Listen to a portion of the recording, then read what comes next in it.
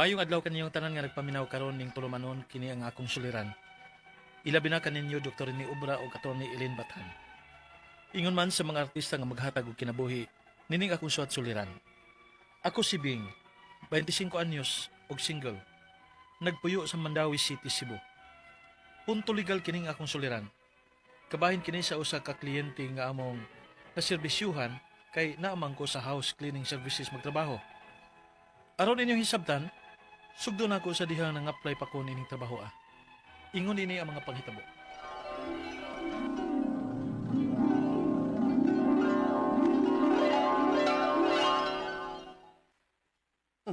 Asa man ka? Madto ko sa kong amiga man oy.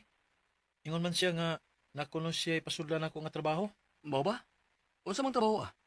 Na, kanawa pa na ako mahibaw man oy. Padtuon lagi ko niya ron. Kay kuwang kuno silang tao. Mao ba? Nahala, sige. Pag-amping dito. Mao ni ako amigo, ma'am. Kugihan ra ba ni? Oh, kay ba ka kang mulimpyo dong? Mulimpyo og unsa ma'am. Bahay. Usa mi ka house cleaning services. Kada naay mo kontak na mo aron magpalimpyo sa ilang bahay at tuon day ninyo sa ilang bahay. Mao ba ma'am? O kaya kay nako ma'am oy. Good. Ayaw ka balaka.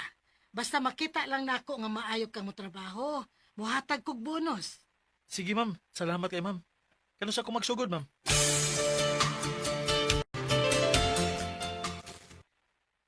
Oh, maayo hinuundo nga na nakitrabaho. Lagi man oy. Pinangga gigihapon ko sa Ginoo balag wa ko makagraduate og high school. Basta buotan nanyo kadong. Dili jud kaniya pasagda.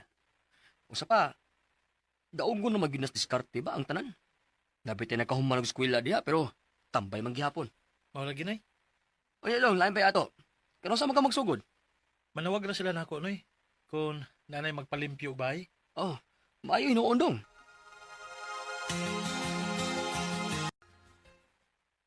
Mao ni atong limpyuhan, Bing. Dako silang bahay no. Tinuod yun na. Abi naman no, kasagaran yun sa atong limpyuhan no. Mga dato man yun. Kay kasagaran gud anak nila, mga busy man. Way time para mag-general cleaning. Ilabi pa kay dako gyud ni ilang bahay. Mao nang mo kontak yun na sila nato. Mao lagi. Ninduta ka no. Kun pohon kita na siya na ay rani kadako. Mao gyud.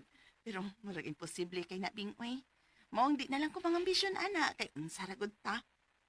Ay, mao lagi.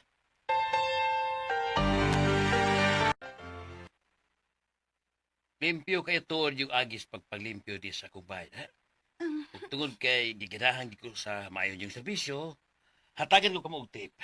Sa tagsa ka ninyo. Wow! Salamat kay sir. Salamat kay sir. Keep up the good work. Ug sugod karon, kada gusto kong magpalimpyo di sa kong bahay, kamay akong utakon. Hala sir. Uy, salamat kay sir. Uy. Salamat din kay sir sa imong kaayo sir.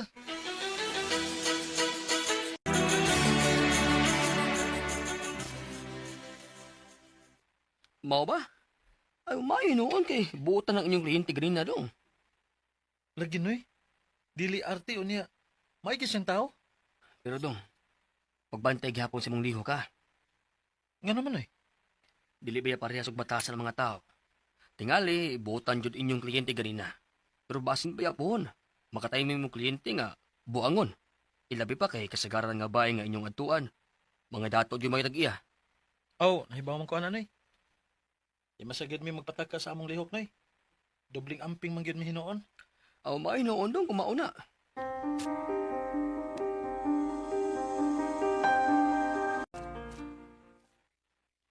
Marag, lain nun og patasan ng tagyas bahay nga atong limpyuhan no.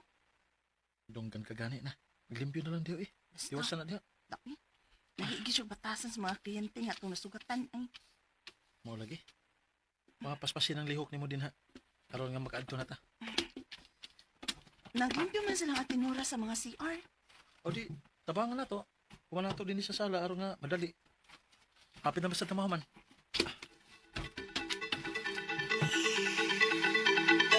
Ay, kinsin nagkuha sa akong cellphone din eh. Sir, Tugaan mo tinuod.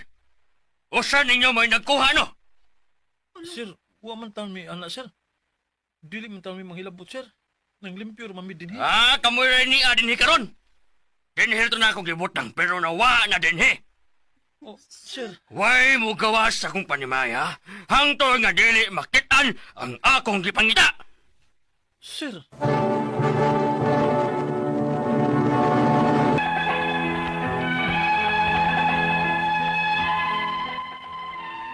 Unang higayon to na kung nakasugat may ingon ato nga problema.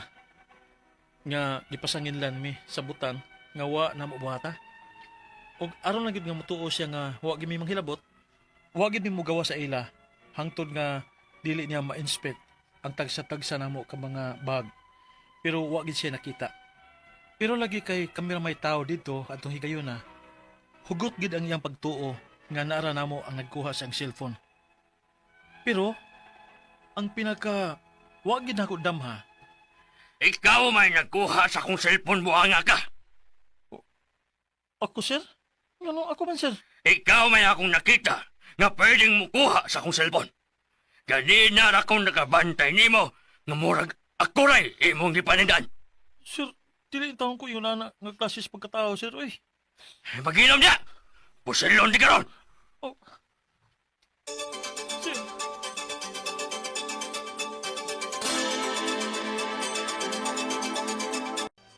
Kulba kayo mo. Dili lalim nga kong gibati ganina. Ayaw ka balaka. Nasitol na kini sa kapulisan. Grapiha lagi tawhan na, ma'am. Bisag iya nang gitanaw ang maong isikabag, pero padayon gyapon siya na masangil na mo, ma'am. Nanunya unsa naman, Bing. Okay na ka?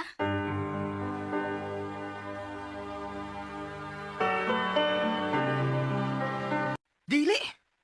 Hilas ang tawanan dong. Bisa pagdato siya. Ikiha na to siya. Manoy, Dili lalim iyang pasangil mo. Gihulga pa kaniyang pusilon kaniya. Unyang nga pusilan na yun. Unsaon na lang. Manoy. Ako dong. Nagduda kong modus na to niya. O dili kay karon na lang higayunan niyang gibuhat. Manoy.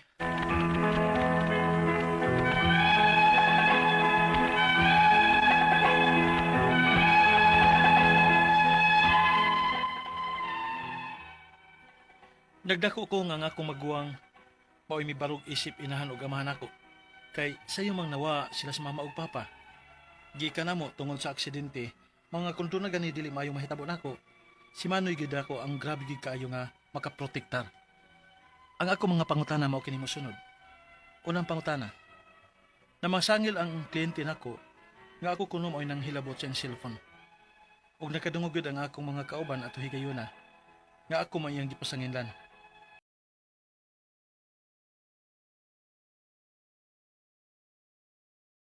Unsa man kasuha ang pwede namong ipasaka batok niya? Ikaduhang pangutana. Ang nakakulba gid nako grabe ni atong higayuna kay iya kong gihulga nga pusilon. Unsa man sang kasuha ang angay namong ipasaka atong bahina? Ikatulong pangutana. Kung magpasaka mi og kaso sa akong Manoy batok atong hitabua, gasto ba? Mga pila masag kay magasto? Ug asa mi pwedeng muduol? Ikaw pat og katapusan. Doon na ba'y libreng attorney nga pwede nato nga ikonsulta bahin ini? Asa man po og unsay mga kinahanglan namong andaman? Palihog, tabangi ug tambagi ko. Kini ang akong suliran, Bing. Mayong adlaw mga sukintig paminaw kini si Attorney Elaine Bathanog. Ako karong adlaw. Ako today ang mohatag ninyo og tambag tubag solusyon kalinawan sa inyong mga pangutanag mga problemang may punto legal, personal, problema sa to mga kapikas ka relasyon, mga dokumento natay mga pangutanang legal dinha kabahin sa balaod. Ipada ninyo ang inyong suwat sa suliran_612@yahoo.com or sa ato ang Facebook account nga kini ang Akong Suliran official writers page. Mahimo sa datong ipadala sa 3rd floor Jose R. Martinez Building, Osmeña Boulevard, Cebu City. Kumusta man ang atong mga suking tigpaminaw from Luzon, Visayas, Mindanao ug sa tanang mga naminaw nato pinaagi sa Facebook account. Dako kayo namong pasalamat nga naamo kanunay nag-abiba namo. Thank you kaayo ninyo guys. And nga nangita gyud mo paagi makapaminaw sa tuang programa, sus kanindot gyud ana gyud no. Big shout out sa mga manag-drive silang mga sakyanan, sa ilang mga taxi, sa ilahang mga Grab, sa mga naninda. Hello ninyo, kumusta mo din ha? No, salamat kayo sa inyong padayon nga pagpaminaw, no? And ato ang letter sender taga Mandaue City, Mayor Jonky Uwano, our new mayor under the new Mandaue, no, one Mandaue. Ug sa ato ang Lone District na Congresswoman Lollipop Uwano Dizon. Hello ninyo. And sa tanang mga silingan nako des Mandaue, kumusta mong tanan din ha? Ato ang letter sender taga diha, taga Mandaue Hanon. Okay? Ang iyahang pangutana kabahin ni sa kay naw nerbisyo manggod ni siya, marang cleaner ba? Uso na ba yan na ro, no? Ang kana ganing mag-cleaner ta. Pero nakainkwentro sa gyud ni siya kay naka-timing sa gyud og batig-batasan nga kliyente. Kay nga naman, kay usay kanang wala kitay panahon maglimpyo. So mga hire tag cleaner karon kay napasanginlan man to sa aton drama ganina, gipasanginlan siya nagkuha og cellphone. Ang kapait kay gihulga pa siyang pusilon, no? Nakuan man to natos drama kaganina. So mo ni ang unang pangutana na masangil ang kliyente nako nga ako daw maoy nang hilabot sa iyang cellphone ug nakadungog gyud ang akong mga kauban atong higayuna nga ako maoy iyang gipasanginlan unsa mang kasuha ang pwedeng namong ipasaka batok niya. Of course, ang kanang pagdaot, pagmugna-mugna, bahid sa ato ang dungog, pwede gyud na natong ikiha for oral defamation. Kay gipakauwawan baya ka, gipasakaha, gipasanginlan kag bati og di mao, no? Lisod sad, bati kay nang inana. Ikaduhang pangutana, atong higayuna non ang nakakulba kay iya kong gihulga nga pusilon. Unsa man sang kasuha ang iyahang angay ipasak, angay pa din niya mapasaka kana bati na gyud kaayo na kana ganing kasuko